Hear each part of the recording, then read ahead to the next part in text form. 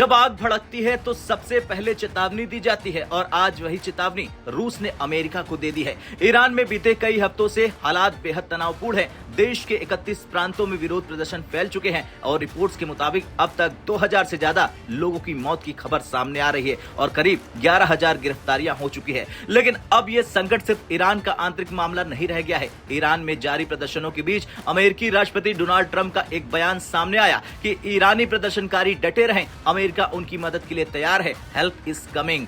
इतना ही नहीं, ट्रंप ने सोशल मीडिया पर खुलकर लिखा, संस्थानों पर कब्जा करो और जिन्होंने हमला किया है उनका नाम याद रखो। ईरान के अधिकारियों से सभी मीटिंग रद्द करो। और सबसे चौंकाने वाली बात, उन्होंने MIGA शब्द का इस्तेमाल किया, यानी कि मेक ईरान ग्रेट अगेन। यहीं से पूरी दुनिया सतर्क हो गई। ट्रंप के इस बयान को रूस ने सीधी दखलंदाजी माना और फिर आया रूस का वो बयान जिसे आज पूरी दुनिया भयानक चेतावनी के तौर पर देख रही है। रॉयटर्स की खबर के मुताबिक रूसी विदेश मंत्रालय ने साफ शब्दों में कहा कि जो लोग बाहरी ताकतों से भड़काई गई अशांति का इस्तेमाल ईरान पर फिर से हमले के बहाने के तौर पर करना चाहते हैं, उन्हें मिडिल ईस्ट और वैश्विक सुरक्षा के लिए इसके विनाशकारी नतीजों के बारे में सोचना चाहिए। यह सिर्फ एक बयान नहीं था, ये सीधा संदेश था अमेरिका के लिए। रूस ने अपने बयान में जून 2025 का जिक्र किया, वो समय जब अमेरिका B-2 बॉम्बर्स ईरान के परमाणु संयंत्रों पर हमले और पूरा इलाका युद्ध की कगार पर था। रूस ने इशारा किया था कि अगर वही गलती दोहराई गई तो इस बार जवाब अलग होगा।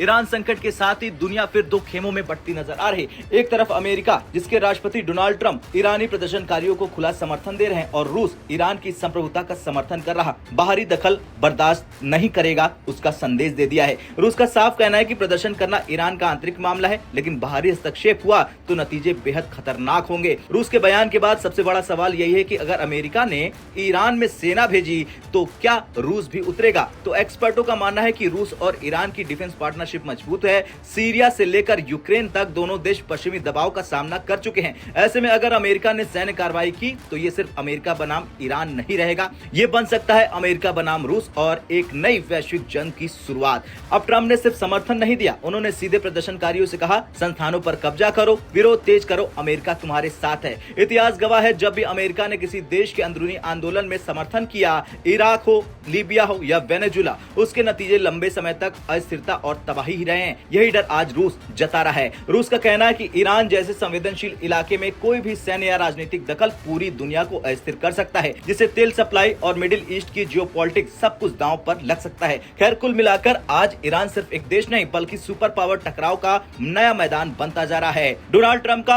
हेल्पिंग इज कमिंग और रूस की विनाशकारी नतीजों की चेतावनी दोनों मिलकर दुनिया को एक खतरनाक मोड़ पर ले गए हैं। अब सवाल सिर्फ ईरान का नहीं, सवाल तो ये है कि क्या दुनिया एक और बड़ी जंग के करीब है? क्या ये टकराव कूटनीति से रुकेगा या हथियार बोलेंगे? आपका क्या कुछ कहना है? कमेंट कर जरूर बताएं।